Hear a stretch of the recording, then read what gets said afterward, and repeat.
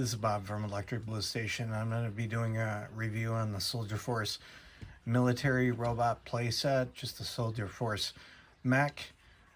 Break it open, take a look at it, and I'm going to show you some customs I've done with this. Now, breaking this open to just show you what it comes with, you got some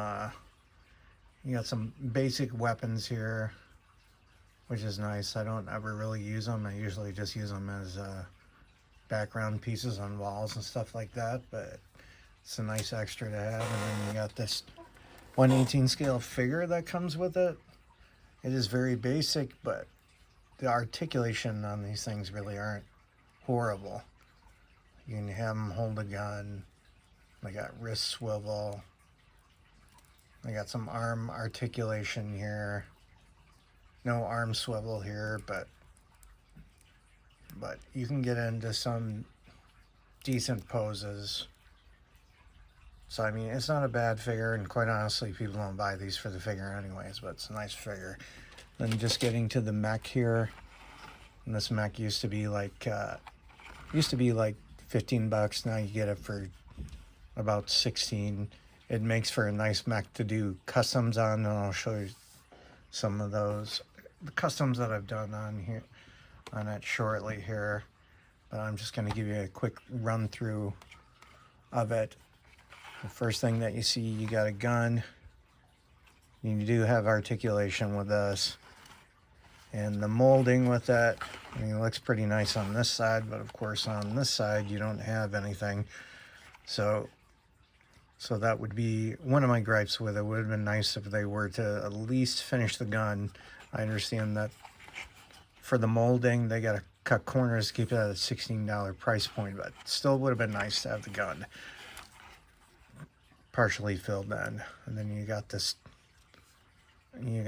saw weapon. And again, the same issue with it being hollowed out. Well, this can flip back. You got a claw hand here that you can put stuff in. It doesn't articulate, but not a big deal.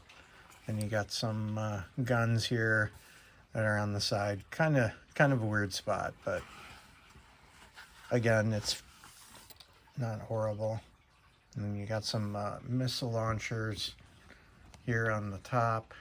You can see on either side, and some lights here.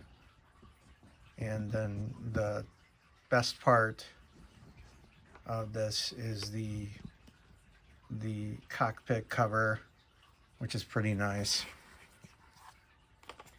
And this just comes open. Very basic cockpit, but this thing is really fun to do mods with. And this guy just kind of fits in here. They have a little peg in the back, which makes it sit nice, so that way it doesn't move. This just comes down here. And then you do have some sound effects here. Just look at it from the side profile. From the back. This is a nice little area to put, just kind of mount supplies. The gun. And as far as the posing goes with this, again, very, very basic poses with this thing.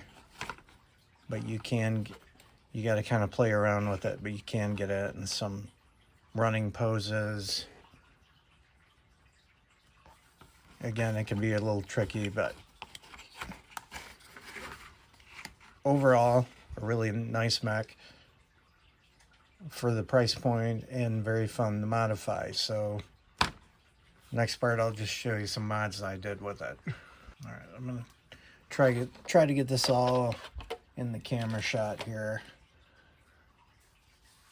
So I'll take it off the rotating table, but as you can see, I have weathered the entire thing, give it a more realistic feel. And areas that I felt needed to be filled in, I filled in predominantly with this gun here. I tried to mirror what it looked like on the other side, and I think overall the effect worked. It was kind of a pain in the rump, but I was able to get it enough where, unless you look closely, you couldn't really tell, and this was with just areas of polystyrene. And I did a lot of areas I did fill in. It's kind of hard to see from here with the arms, but I did fill in some areas of the molding that were not filled in, that were hollowed out. And then here I just took a Dremel saw right here, part of a Dremel tool, and I just put it on this side, and that seemed to work pretty good. And I'll try to show you the legs. So this stuff here is just stuff that I filled in,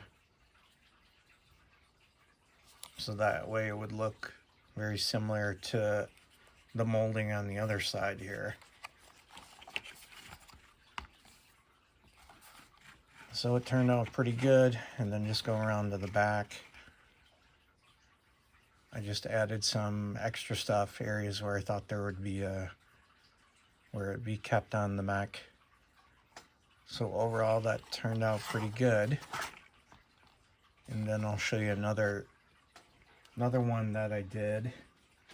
And that was a little more outside of the box, where I modified it a little more, which is probably like my more favorite mech. So this piece right here is just from Star Wars, one of the walkers. And I just thought with the sound effects, makes it nice. You know, you kind of want a gun available if you have these sound effects. And this is just a gun I got off another mech, and I just ended up modifying it and using it with the existing gun. It's a little heavy, so if you keep it up too long, it kind of starts to slowly come down. But I suppose I haven't figured out how to modify that yet, but still looks pretty good. In this area too, I did the same thing. With the saw, I just used a Dremel adapter circular saw and filled it in. And with the molding with the claw, kind of hard to see, but I filled in areas of that as well. And again, I just took stuff laying around that I had, and just from caps and tops, and that worked quite well.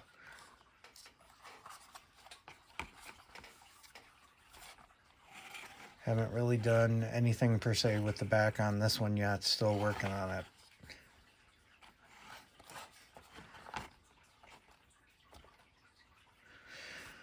That's all I got. Talk to you guys later. Bye. Now a little bit more into the video. I decided just to show them side by side too. I forgot to mention about this guy that I did put a G.I. Joe missile launcher here on there. That was another modification that I did. But you can see the detailing. It does make a difference. And even just with the filling in makes a difference as well. Makes it look more detailed.